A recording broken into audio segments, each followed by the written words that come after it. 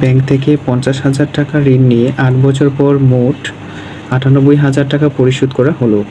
আসলের উপর ব্যাংকের মুনাফার হার কত ছিল? এই প্রশ্নটি আমরা সমাধান করব। এখানে প্রথমে রয়েছে, দেখব আসল 50,000 টাকা এবং 8 বছর হচ্ছে সময় এবং 98,000 টাকা হলো মুনাফা আসলে। তাহলে আমরা মুনাফা আসল থেকে আসলটা বিয়োগ করলে মুনাফাটা পেয়ে যাব। তারপর আমরা মুনাফার হার নির্ণয় করব। প্রথমে আমরা লিখব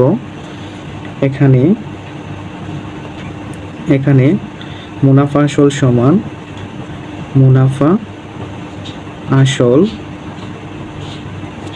সমান 98,000 টাকা, 98,000 টাকা এবং আসল রয়েছে 50,000 টাকা। আসল সমান 50,000 টাকা, 50,000 টাকা এবং সময় রয়েছে, সময় 8 বছর, সময় 8 বছর। এবার আমরা মুনাফা সমান বের করব। লিখব সুতরাং মুনাফা সমান মুনাফা আসল থেকে আসলটি বিয়োগ করে দিব। তাহলে 98,000 বিয়োগ 50,000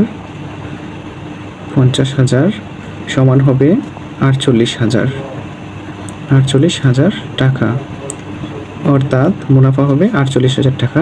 এবার আমরা মুনাফার হারের সূত্রটি বসিয়ে নিব। সুতরাং মুনাফার হার সমান মুনাফার হার সমান হবে মুনাফা গুণ 100 ভাগ হবে আসল গুণ সময়। উপরে হবে মুনাফা গুণ 100 এবং নিচে হবে আসল গুণ সময়। এবার আমরা মানগুলো বসিয়ে নিই। মুনাফা রয়েছে এখানে আমাদের 48,000 টাকা, 48,000 টাকা দিব মুনাফা গুণ 100 এবং এখানে আসল হলো 50,000 টাকা, 50,000 গুণ সময় হলো 8 বছর। এবার আমরা 8 দিয়ে 48,000কে যদি ভাগ করি, 8 দিয়ে 48,000কে ভাগ করলে হবে 6,000 এবং 100 দিয়ে 50,000কে ভাগ করলে হবে 500। এবার 500 দিয়ে আমরা 6,000কে ভাগ করে দিব।